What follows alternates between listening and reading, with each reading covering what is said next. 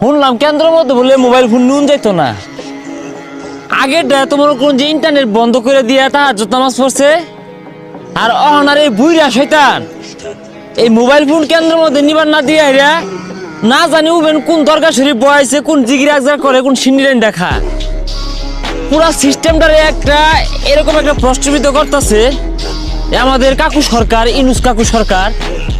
মানে কি কমু, আমরা চাই, আমরা কোনো পক্ষপাতিত্ব না, আমরা চাই এবারে নির্বাচনটা একদম ফেয়ার, সুষ্ঠু, গ্রহণযোগ্য একটা ইলেকশন হোক, গ্রহণযোগ্য একটা নির্বাচন হোক। তো এই নির্বাচন নিয়ে অনেক প্রকার ষড়যন্ত্র চলতেছে। আমরা কোনো দল করি না, কোনো দলেরও না, আমরা কোনো দলের পক্ষেও বলি না, বিপক্ষেও বলি না। কথা পরিষ্কার, আইনের মতো জগজগ করতেছে। সুষ্ঠু ভোটে, সুষ্ঠু নির্বাচনে, জনগণের ভোটে যেই নির্বাচিত হবে সেই এই দেশের সরকার, তাকে আমরা গ্রহণ করব, তাকে আমরা মেনে নিব। কিন্তু ওই নৈশ নির্বাচনের মতো, গত নির্বাচনের মতো দিনের ভোট রাতে, রাতের ভোট দিনে আবার ভোটও লাগে না, এই সিস্টেমে যদি এবারও কিছু হয়, এই নির্বাচন কিন্তু বাংলার আম জনতা গ্রহণ করবে না।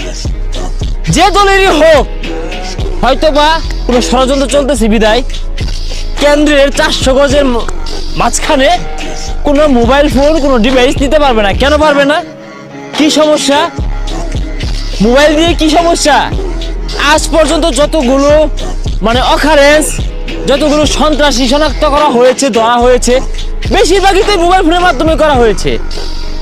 অনেক ফুটেজ, অনেক লাইভ, অনেকেই চুপি চুপি পলায়া লুকায় থেকে সেটা কিন্তু নিজের পরিচয় গোপন রেখে সেটা অনেকে অনেক প্রমাণ তথ্য কিন্তু সংগ্রহ করছে, এগুলো প্রকাশ করছে।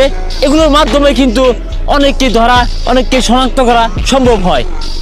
তো কেন্দ্রের ভিতরে বিশৃঙ্খলা হতেই পারে, এটা স্বাভাবিক।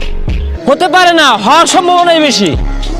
সেই ক্ষেত্রে কয়টা মিডিয়া আছে যে এটা কাভার দিবে?